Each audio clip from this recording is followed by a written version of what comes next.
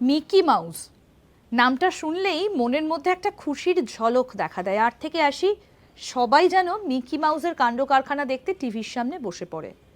বলতে পারেন মিকি মাউসের আসল নাম কি?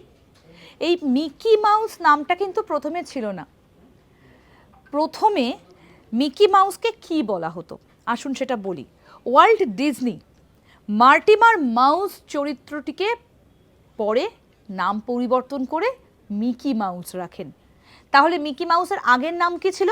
Mortimer mouse. কেন জানেন?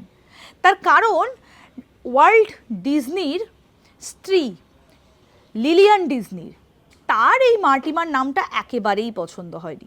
তাই তিনি অনুরোধ করেছিলেন যেন ওই নামটাকে বদলে দেওয়া হয়। আর তখনই এই মিকি মাউস নামটা রাখা হয়েছিল। কারণ লিলিয়ান ইঁদুরের জন্য মার্টিমার নামটিকে অপছন্দ করেছিলেন এবং পরামর্শ দেন যেন নামটার পরিবর্তন করা হয়।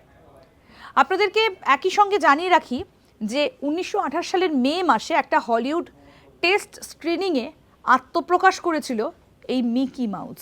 আর এই মিকি মাউসের কাণ্ড কারখানা তো একেবারে জুড়িমালা ভার। আর থেকে আসি, সকলেই এক নিঃশ্বাসে পছন্দ করেন এই মিকি মাউসকে।